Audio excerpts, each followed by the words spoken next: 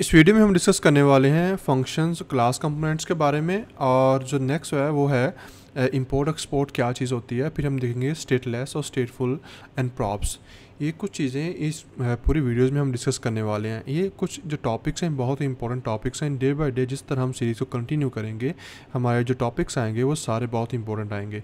तो सबसे पहले आज हम देखते हैं कि फंक्शन कंपोनेंट्स और क्लास कंपोनेंट्स क्या होते हैं। फिर हम इंपोर्ट एक्सपोर्ट के बारे में जाएंगे और फिर उसके बारे में स्टेटलेस और स्टेटफुल कंपोनेंट के बारे में, और देन हम जाएंगे प्रॉप्स के बारे में। ठीक है, तो आपके सामने सबसे पहले हम रेक्ट में जो लास्ट टाइम हमने एक ऐप क्रिएट की थी उसको ओपन करते हैं और उसको मैं अपने VS कोड में ओपन करता हूँ। ठीक है, CMD and code space dot, तो आपकी ऐप ओपन हो जाएगी।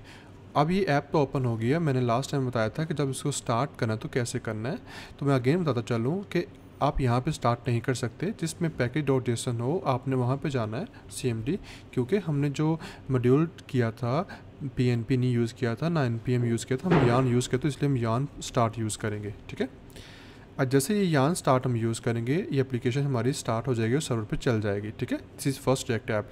इस कोड को ओपन करो तो मैंने बताया था कि हमारे पास जो एप्लीकेशन चलती है index.js में रेंडर होके वो सबसे पहले जो कंपोनेंट होगा वो चलेगा जो कि app.js में है। ठीक है, तो ये सारी ऐप है। अब हमें ये सीखना है कि इसके बारे में कि फंक्शन कंपोनेंट कैसे बनता है, ये इंपोर्ट एक्सपोर्ट क्या चीज़ है।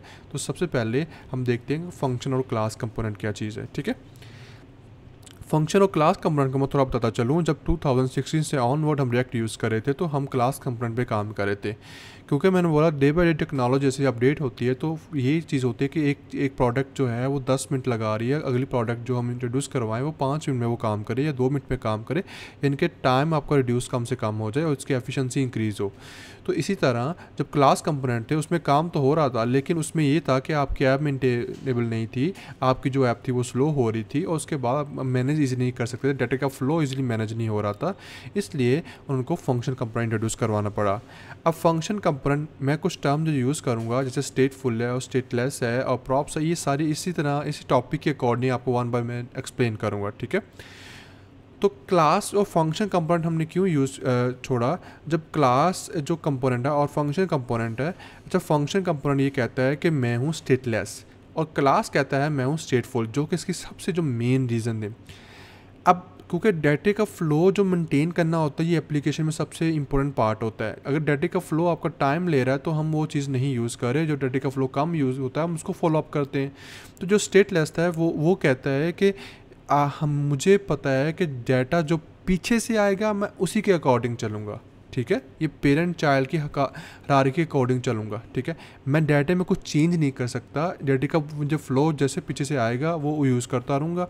तो इससे क्या होता है कि आपकी ऐप जो है वो आप इजीली मैनेज कर सकते हो, डाटे का फ्लो सही रहता है और आपकी ऐप में थोड़ी सी भी गड़बड़ नहीं होती। जब एज अ डेवलपिंग के तौर पर या जब आप डिप्लॉय करते हो तो इजीली मेंटेनेबल रहता है, और अगर आप कुछ दिनों बाद या कुछ मंथ बाद उसको चेंज करना चाहते हो आप इजीली चेंज कर सकते हो, क्योंकि उसमें हिरार्की जिस स्टेप में हिरार्की आ जाएगी तो आप हिरार्की में काम करना ईजी हो जाता है। ठीक है, इस तरह जब स्टेटफुल था उसमें हिरार्की कोई नहीं थी, उसमें क्या था कि वो स्टेट के अंदर डाटा चेंज हो जाता था। ठीक है, ये मेजर इश्यूज़ था इसमें, इसलिए उसको स्टेटफुल कहते थे और स्टेटलेस। इसके जनरल एग्जाम्पल मैं इस तरह देता हूँ स्टेटलेस और स्टेटफुल की, कि आप जब घर में टीवी देखते हैं तो टीवी में क्या होता है कि आपका डाटा पीछे से आ रहा होता है। ठीक है, और आप उसको चेंज नहीं कर सकते, आप सिर्फ उसको देख सकते हैं, तो दैट इज़ कॉल्ड स्टेटलेस।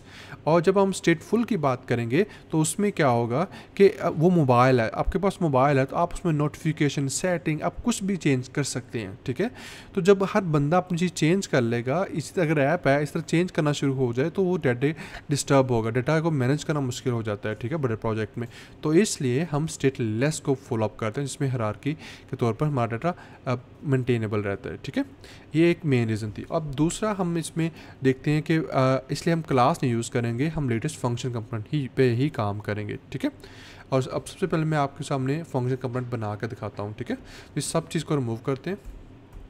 जिस तरह हम सिंपली हमने फंक्शन कंपोनेंट वनीला जावास्क्रिप्ट में सीखा था, इस तरह हम सिंपली एक फंक्शन बनाते हैं। ठीक है, अगर आप फंक्शंस उस फंक्शन का नाम, मैं इस वक्त ऐप रख रहा हूँ, आप कोई भी नाम रख सकते हैं। ठीक है, कोई भी नाम क्यों और कब रख सकते हैं वो भी बताता हूँ मैं आपको। फंक्शंस, ये सिंपली फंक्शन आपने डिक्लेयर कर दिया। ठीक है, रिटर्न्स और इसमें आपने रिटर्न्स में इसके अंदर आप कुछ भी लिखेंगे, रिटर्न्स एक फंक्शन है, इसके अंदर आप कुछ भी लिखेंगे वो आपके ब्राउज़र पे रेंडर होगा, वो आपके डॉम में इंक्लूड होगा और रेंडर हो जाएगा, ठीक है। इसलिए ये देखें div और दिस इज़ app1, ठीक है, ये मैंने यूज़ कर लिया। अब यहाँ पे एक इशू है, ये फंक्शन तो बना लिया, इसमें ये है कि क्योंकि मैंने बोला था कि आपकी ऐप जो चलती है वो index.js मेन चीज़ है, उसके ऊपर आती है आपके पास index.html। रेंडर तो क्योंकि सिंगल पेज एप्लीकेशन है, ये चलती तो यही है, लेकिन इसके पीछे जो ये आईडी को ढूंढ के जाके जाता है index.js में, और index.js में जब इसको रूट मिलती है तो ये ऐप में आता है और ऐप में आपके app.js मिलता है, ठीक है। अच्छा जी, जब भी आपने कोई चीज़ एक जगह से दूसरी जगह सेंड करनी हो तो आप यूज़ करेंगे एक्सपोर्ट, और जब भी मंगवानी हो आप यूज़ करेंगे इंपोर्ट। जिस तरह जनरली ये इंपोर्ट एक्सपोर्ट का बिज़नेस भी चलता है, ठीक है, तो ये एक्सपोर्ट है। अब मुझे इस फाइल को बताना है कि मैं ये चीज़ सेंड कर रहा हूँ, ठीक है, आपने ये चीज़ यहाँ पे यूज़ करनी है, ठीक है, तो इसलिए यहाँ पे मैं यूज़ करूँगा एक्सपोर्ट, ठीक है। अच्छा, ये यहाँ पे तो मैंने यूज़ कर लिया एक्सपोर्ट। इसमें ये है कि अब फॉर एग्जांपल मैं यहाँ स्पेलिंग रॉन्ग हो जाता है, कुछ भी रॉन्ग हो जाता है, मैं चेंज कर रहा हूँ, तो क्या इसको ये समझना पड़ेगा, क्या उसी के नाम के साथ इंपोर्ट करना पड़ेगा। देखिए इंपोर्ट करा ना यहाँ पे, ठीक है, इंपोर्ट उस ऐप का और कि कहाँ से इंपोर्ट करनी है वो बता रहा है यहाँ पे, ठीक है। अब इसी तरह जब एक्सपोर्ट करना है तो अगर नाम मिस्टेक हो तो क्या होगा, तो ये इशू आ जाएगा ना, तो इसलिए वो वहाँ पर मैं यूज़ करते हैं डिफ़ॉल्ट। एक्सपोर्ट डिफ़ॉल्ट का मतलब है आप किसी भी नाम से बेचो और मैं किसी भी नाम से मंगवा लूँ, मुझे कोई इशू नहीं होगा, ठीक है। अब यहाँ पे डिफ़ॉल्ट लग रही तो आप यहाँ पे किसी भी नाम से यूज़ कर लें। एग्जांपल के तौर पर मैं यूज़ कर रहा हूँ माई ऐप, ठीक है, ये माई के नाम से यूज़ कर लिया। अब यहाँ पे जब मैं माई यूज़ करूँगा, देखिए, तो ब्राउज़र में हमारा डाटा जो है वो रेंडर हो जाएगा, ठीक है, उसमें कोई इशू आएगा नहीं क्योंकि मैं यहाँ पे एक्सपोर्ट डिफ़ॉल्ट यूज़ कर रहा हूँ। अगर मैं यहाँ पे क्या करता हूँ, मैं यहाँ पे कुछ भी लिखता हूँ, इस तरह लिखता हूँ और डिफ़ॉल्ट नहीं करता, तो वहाँ पे इशू आना शुरू हो जाएंगे, एरर आना शुरू हो जाएंगे, क्योंकि वहाँ पे एक्सपोर्ट ही नहीं हो रहा, ठीक है। तो इसलिए आप ऑलवेज़ डिफ़ॉल्ट यूज़ करें, that is well and good है, ठीक है।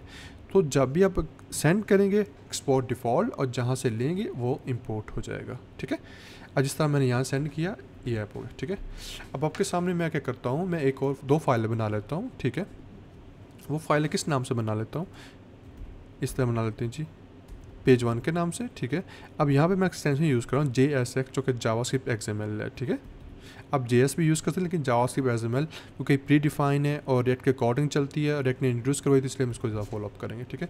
अब यहाँ पे सिंपल फंक्शन बनाता हूँ, जिस तरह हमने फंक्शन क्लियर किया था। यहाँ पे पेज ज़रूरी नहीं है कि ये फाइल का नाम ये फाइल का नाम सेम हो, हाँ, क्योंकि हमने काम करना होता है और बाज़ दफ़ा क्योंकि कोड को 2 मंथ के बाद 3 मंथ के बाद चलाना होता है, तो इसलिए सेम नाम हो तो इसमें इशू नहीं होगा, ठीक है। तो ये हमारे पास पेज आ गया। अब पेज में क्या करूँगा, रिटर्न, फिर डॉम में इंक्लूड करवाना, तो वही चीज़ हम यहाँ पे यूज़ कर लेंगे, ठीक है। मैं यूज़ करता हूँ H1 यूज़ कर लेते हैं, यहाँ पे हम यूज़ करेंगे क्योंकि HTML यूज़ करनी है ना, ठीक है। दिस इज़ पेज 1, ठीक है। अब ये हमारा पेज 1 हो गया, ये हमारा पेज 1 हो गया, ठीक है। अब यहाँ पे मैं इसको करूँगा एक्सपोर्ट डिफ़ॉल्ट, किसके नाम से, पेज के नाम से मैंने कर दिया, ठीक है। अब इसी पेज को ब्राउज़र पे देखना है, तो ब्राउज़र पे तो नहीं आ रहा वो चीज़, तो वो कैसे लानी है। हमेशा अब जो हम काम करेंगे, हम index.js में मेन आपका ऐप जो है वो इंडेक्स में है, ठीक है। इंडेक्स में हम जाएंगे, हम हर इंपोर्ट करेंगे ऐप में, ठीक है। तो ऐप में ला के हम, अब वहाँ से ये पेज बन गया, यहाँ पे मैंने एक्सपोर्ट कर दिया। अब इस पेज पे यूज़ करना है, तो मैं क्या करूँगा, रेंडर करवाना है उसको ब्राउज़र पे, इंपोर्ट और आपके नाम, ठीक है।